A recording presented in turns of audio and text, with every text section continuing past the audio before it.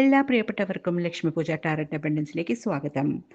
നിങ്ങളുടെ സമ്പത്തിൻ്റെ എനർജിയാണ് ഇന്ന് നമ്മൾ നോക്കാൻ പോകുന്നത്. സാമ്പത്തികമായി നിങ്ങളിപ്പോൾ എങ്ങോട്ടാണ് പോകുന്നത് എന്നാണ് നമ്മൾ റീഡ് ചെയ്യുന്നത്. റീഡിങ്ങിലേക്ക് കടക്കുന്നതിന് മുമ്പ് ഇതൊരു ജനറൽ റീഡിംഗ് ആണ് എന്ന് ഓർമ്മപ്പെടുത്തുന്നു.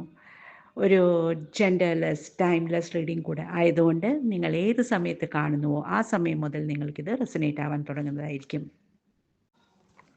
റീഡിങ്ങിലേക്ക് കടക്കുമ്പോൾ സാമ്പത്തികമായി ഒരുപാട് വെല്ലുവിളികൾ നിങ്ങൾ നേരിടുന്നുണ്ട് എന്നാണ് കാണുന്നത്. എന്ത് വെല്ലുവിളികൾ ഉണ്ടായാലും നിങ്ങളുടെ നിലപാടിൽ ഉറച്ചു നിൽക്കാനാണ് 7 ഓഫ് വാണ്ട്സ് പറയുന്നത്. നിങ്ങൾ തുടങ്ങാൻ ആഗ്രഹിക്കുന്ന അല്ലെങ്കിൽ ശ്രമിക്കുന്ന ഏത് കാര്യത്തിനും വെല്ലുവിളികൾ ഉണ്ടാകും.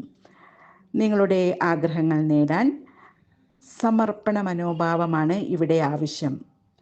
വ്യക്തമായ ലക്ഷ്യവും പരിശ്രമവും ഉണ്ടെങ്കിൽ നിങ്ങൾക്ക് തീർച്ചയായും അത് നേടിയെടുക്കാൻ സാധിക്കും.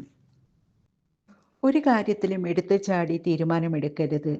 പ്രത്യേകിച്ച് നിക്ഷേപങ്ങളുടെ കാര്യങ്ങൾ വരുമ്പോൾ എല്ലാ ഭാഗങ്ങളും നന്നായി ചിന്തിച്ച് മനസ്സിലാക്കി മാത്രം നിക്ഷേപിക്കുക.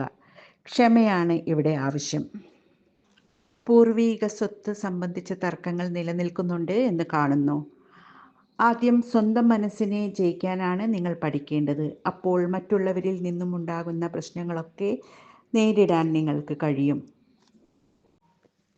തിരിച്ചടികളും വെല്ലുവിളികളും നിറഞ്ഞൊരു സാമ്പത്തിക യാത്രയാണ് നിങ്ങളുടേതെങ്കിലും ആത്യന്തികമായി അതൊക്കെ നേരിടാനും വിജയിക്കാനും ധാരാളം പണം സമ്പാദിക്കാനും നിങ്ങൾക്ക് കഴിയുമെന്ന് കാണുന്നു. ഇവിടെ എംപറർ കാർഡാണ് കിട്ടിയിട്ടുള്ളത്.